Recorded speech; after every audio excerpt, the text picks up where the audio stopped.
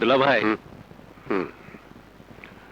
নায়েবকে সেই কখন খবর পাঠিয়েছি, এখনো আসছে না কেন? হ্যাঁ, আমি যাবো দুলা ভাই। আসসালামু আলাইকুম। হুজুর নাকি আমাকে ডেকেছিলেন?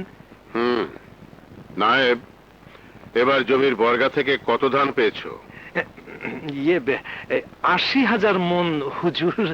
সব আমার গোডাউনে তুলবে।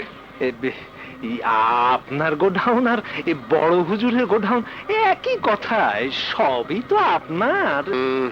তোমার বড় হুজুর মানে আমার চাচা যান এখনো বেঁচে আছে। আরে পুরো মানুষের মন কখন কি হয় বলা যায় না, তাই সব ধান এবার আমার গোডাউনে উঠবে। হুজুর তাই হবে। আসি, আসসালামু আলাইকুম।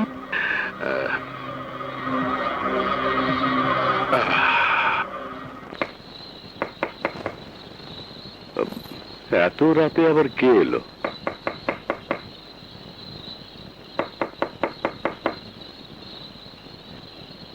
কে?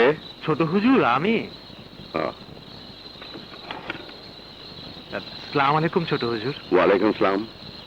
নায়েব সাহেব, তুমি? বড় হুজুরের অবস্থা খুব খারাপ, উনি আপনাকে দেখতে চেয়েছেন। ছোট হুজুর, আমি আর ও বাড়িতে যাব না। কি বলছেন আপনি? আপনার বাড়ি, আপনার সম্পত্তি, আপনার ঘর, আপনি যাবেন না তো কে যাবে? যে বাড়িতে আমার স্ত্রী সন্তানের ঠাঁই নেই সে বাড়ি আমার নয়। কে বলেছে ঠাঁই নেই? বড় হুজুর তো বৌমার তার 2 নাতিকে নিয়ে যেতে বলেছেন। আপনি না থাকায় সংগ্রাম আর তার 2 শালা সবকিছু লুটে পুটে খাচ্ছে। আমরা যাব না চাচা। মমতা, কি বলছো তুমি? আমার এমনই দুর্ভাগ্য যে শ্বশুর জীবিত থাকা সত্ত্বেও তার পা ছুঁয়ে আমি দোয়া নিতে পারিনি। আজ যখন উনি ডেকেছেন, আজ যখন সুযোগ পেয়েছি, তখন সেই সুযোগ থেকে তুমি আমাকে বঞ্চিত করো না। মমতা, তুমি আর আপত্তি করো না। আব্বা জানে যদি কিছু একটা হয়ে যায়, তাহলে তুমি তো কষ্ট পাবে সবচাইতে বেশি।